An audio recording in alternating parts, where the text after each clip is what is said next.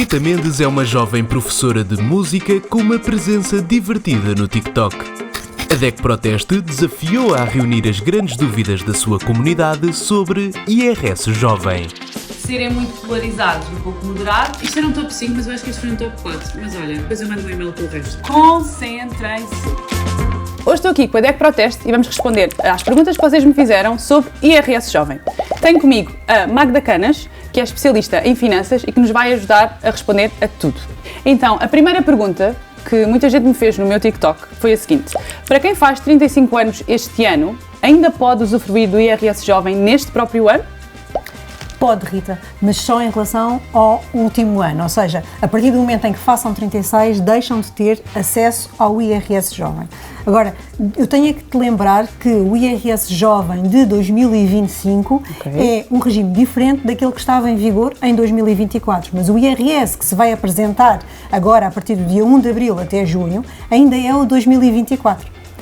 Mas, respondendo à tua pergunta, um jovem, que ainda é jovem, até aos 35 anos, este ano, se fizer se tiver os 35 anos, pode usufruir do IRS Jovem. Para isso é só preciso que ainda não tenham passado os 10 anos desde que começou a entregar declarações de IRS e que reúna os outros requisitos. A pergunta que mais seguidores me fizeram, esta sem dúvida foi a pergunta que mais me foi feita: pedir IRS Jovem à minha entidade empregadora, posso fazer IRS automático?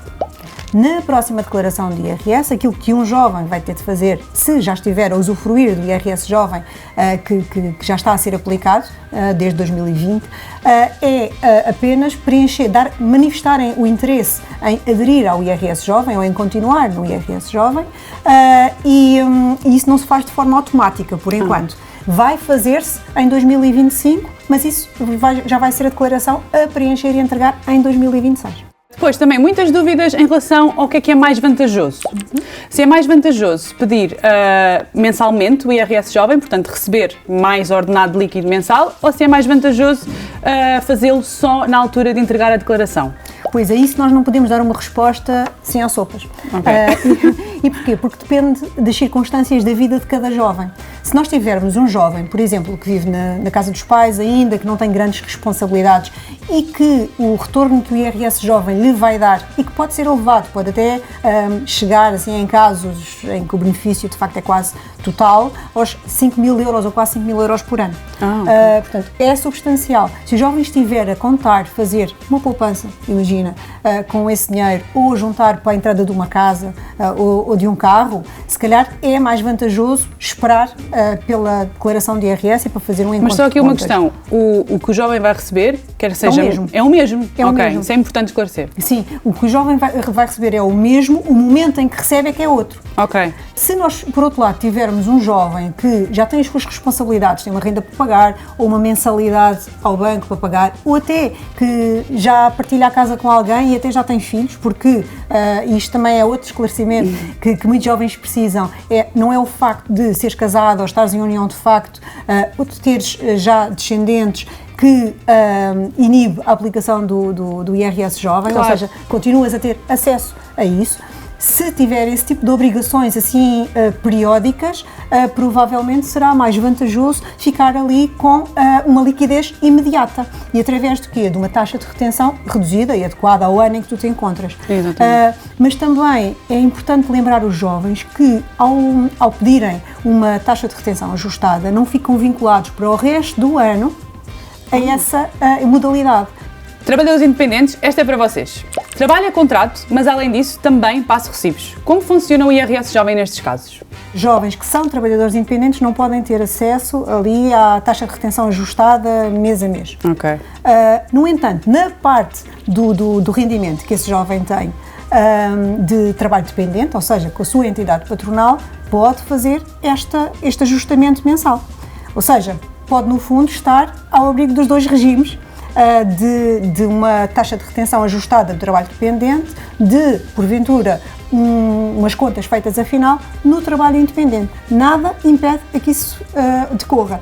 O que é que isto pode resultar? Em 2026 pode fazer com que o reembolso demore um pouco mais a chegar. Começamos a usufruir do IRS Jovem automaticamente ou podemos escolher quando começar a usufruir? ele não começa de forma automática. No entanto, a contagem do prazo é automático. Ou seja, para tu aderir ao IRS Jovem, tu tens que ir à tua declaração de IRS e dares essa indicação. É preciso fazer isso, mas a contagem do prazo é automática. Ou seja, a partir do momento em que tu começas a trabalhar e a entregar as tuas próprias declarações de IRS, começa a contagem decrescente dos 10 anos. Dos 10 anos. E esse prazo é que é mesmo muito importante, os 10 anos. Esse Muito prazo mais é muito importante que os 35. Sim, são os dois importantes. Sim. Porquê? Porque os 35 são o teto máximo para beneficiares do IRS Jovem, em termos de idade. E os 10 anos é o período acima do qual deixas de ter direito ao IRS Jovem, mesmo que tenhas menos de 35 anos. Exatamente. E daí que seja importante. O que te dizia da questão da contagem do prazo começar a ser feita logo, mesmo que não dês essa indicação de que queres beneficiar do IRS Jovem, é importante, por exemplo, para os jovens que estão a ganhar ainda pouco, porque ou trabalharam poucos meses ou só fizeram algumas prestações de serviço. Então, o que é que nós sugerimos? Que jovens que não tenham ganho ou que não ganhem mais do que 8.500 euros por ano, por agora, se não tiver mesmo de ser, não apresentem a declaração de IRS. Porquê? Porque não são obrigados a fazê-lo, têm isenção da apresentação. Ou seja, não estão a cometer nenhuma ilegalidade se não o fizerem. Até esse valor podem ter acesso à isenção de apresentar o IRS, é essa obrigação. No entanto, se o fizerem, começa automaticamente a contar o prazo. Não me parece justo que um jovem que ganhe menos de 8.500 fique já com o prazo a contar, não Exato. é? E, por outro lado, também ainda não tenha benefícios do IRS Jovem, porque ganha tão pouco Que não vai receber. que não vai pagar IRS. Claro, não vai Portanto, pagar nem não receber. pode haver um desconto sobre o imposto que não vai ser pago. Magda, muito obrigada, fiquei super esclarecida sobre o IRS Jovem, muitas coisas que eu afinal não sabia, pensava que sabia. Já sabem, se tiverem outras questões sobre IRS ou IRS Jovem, podem sempre aceder ao site da DEC Proteste, fica aqui o convite.